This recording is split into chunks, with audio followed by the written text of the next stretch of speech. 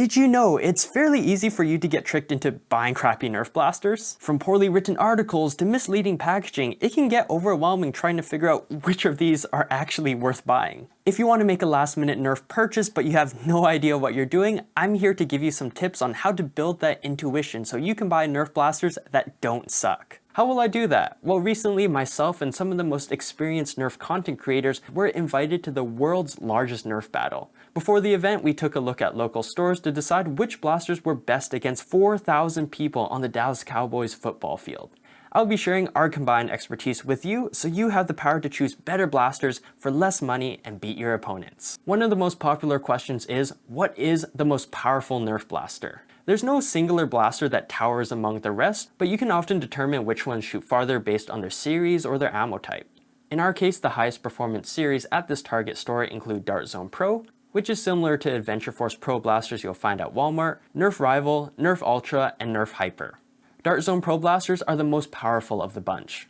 They're accurate, use these tiny half-length darts, and are great for large open spaces. These are recommended for ages 14 plus, and since the world's largest blaster battle will have a lot of kids there, we want to be nice and not pelt them with these. In this case, Dart Zone Pro is off the table for us. From that list of powerful series, let me also explain why Nerf Hyper and Nerf Ultra are not ideal choices for blaster battles. Among other reasons, Nerf Hyper rounds are not frequently used in blaster battles compared to other ammo types, which makes it harder to recover these rounds from the ground.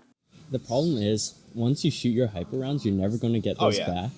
And you're going to try to look for these tiny fluorescent balls. Come back at night with a black light. But for your interest, Dr. Flux, myself, and many others agree that currently the Nerf Hyper Rush 40 is the best blaster within the Hyper series. Nerf Ultra series blasters exclusively use these bigger Ultra darts. Again, the blasters and their darts aren't popular choices, so we'll be avoiding these. Well, I'm stoked for this because it's not at my target. Fun fact, Coop772 bought the Ultra Strike not for the blaster battle, but to review on his channel. It's actually the same one you saw in his Nerf Ultra Strike review video. So before buying, always check what ammo type a blaster uses. Replenishing your ammo supply during a battle is much easier when you're using a mainstream ammo type. But if you want to goof around, go ahead, be that unique person firing those Nerf Mega XL darts. Another popular question is, what is the best Nerf blaster? From our selection here, this is what Dr. Flux had to say. What would be your best pick? Well, it's situational. I mean, if you're going for high FPS games, it'd be the Max Striker. But if you're going to, like, you know, a blaster battle or an HVZ or something, probably the Tomahawk. But if you're going for fun, like just comical stuff, dare I say it, but stuff like this. Yeah.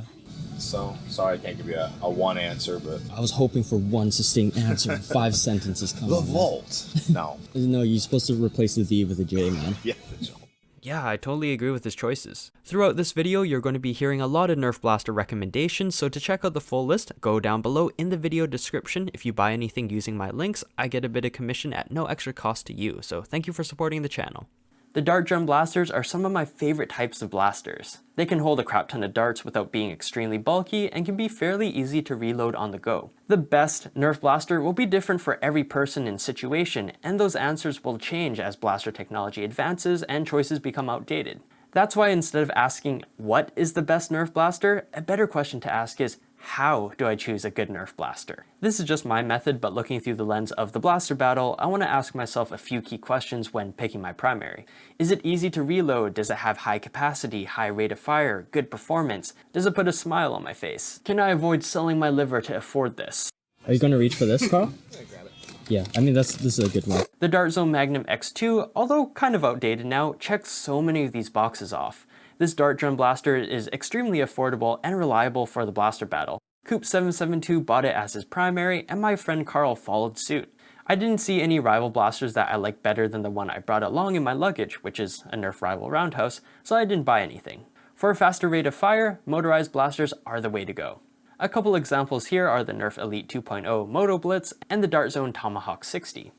Oh, this is new too, the Moto Blitz. I found out later on that the Moto Blitz's release wasn't slated until later in the summer, so we were lucky to see these on the store shelves to begin with. I hope those questions I presented give you a good starting point on how to choose a blaster for your collection. You'll notice that a lot of blasters I mentioned so far are not Nerf. And that's my next tip. Despite the slogan, it's not Nerf or nothing. Now more than ever, that's further from the truth. I invite you to look into other blaster brands that are providing us with a world of options, some of which include better and less expensive products compared to Nerf. This is true in the world of blaster ammo.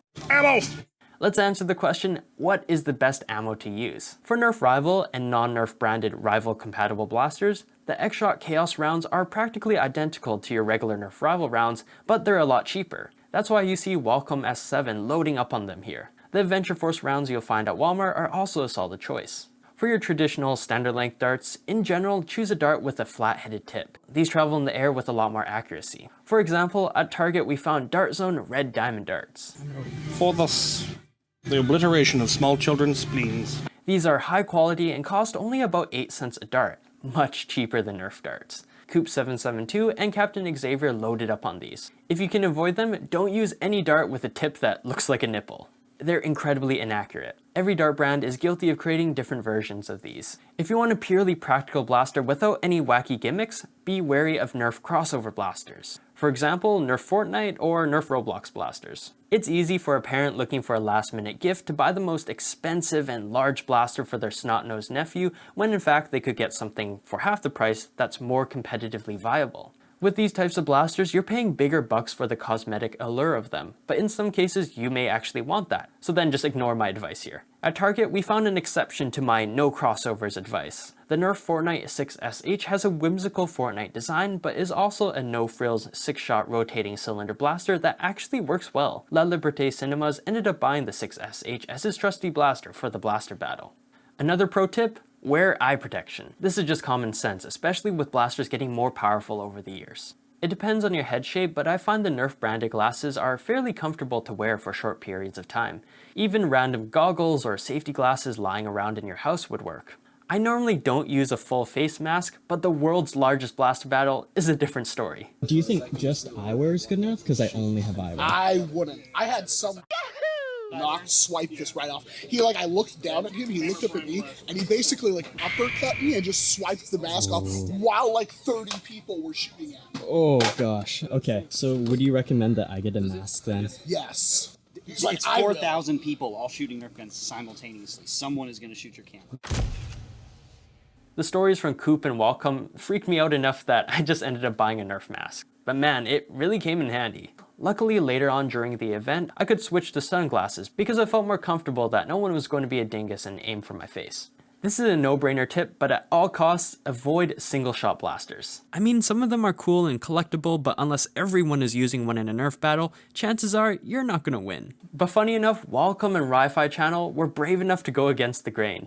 At certain times, they were using the Nerf Rival Fate or the Nerf Fortnite Micro Peely blaster.